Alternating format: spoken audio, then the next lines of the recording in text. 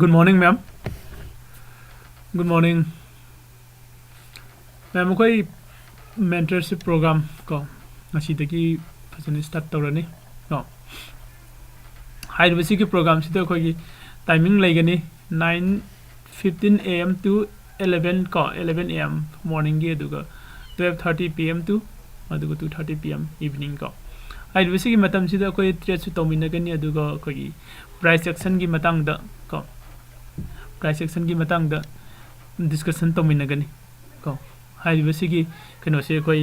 Monday to Thursday hai riba program se legani ko kana gumba join toning basing koi gi lai riba WhatsApp ki number sida WhatsApp to biro aduga detail khang biyo ko ai WhatsApp number su video si description su pijari ko 8800404849 ko aduga atopa mana khoi hanana no si che advanced option selling ntragana khoi gi hedging gi class ama start toramba marak te lepu bodo khoi ngasi dagi regular class horani ko ngarang su khoi class ti towe adu just ngarang khoi discussion no tobone adu ngasi dai di khoi fajana regular class to start torani ko pura khoi gi hedging karino haibasi gi makok tagi horaga haitare starting point dagi horaga ngasi class e daily class khoi continue no se toba horani ko adu kana gumba hai basi class ida nowna join towning basi ko nowna join towning be leiraga di ko WhatsApp te text to biro natraga call to biro ko khoi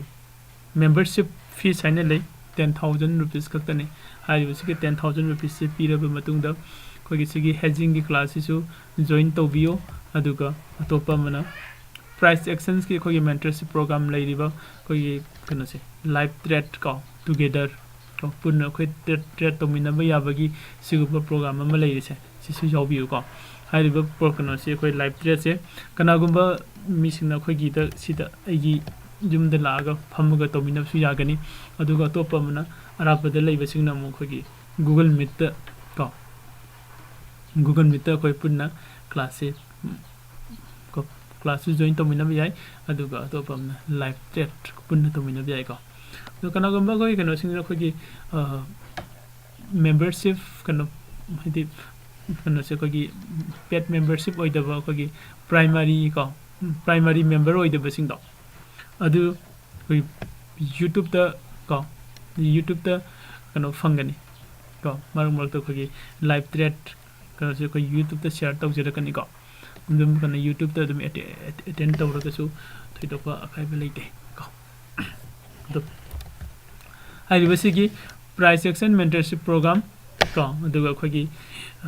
live thread at Google Meet ko join to bio ngasidagi khoi 9:15 dagi start tawrani 9:15 to 11 am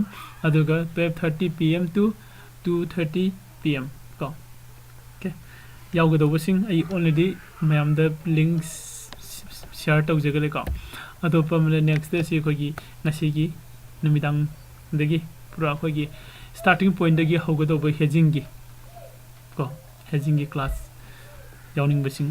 attend khoi WhatsApp ta text to biro ko ado jese pung 9:10 chasile ko khoi live plate ta punna langna ba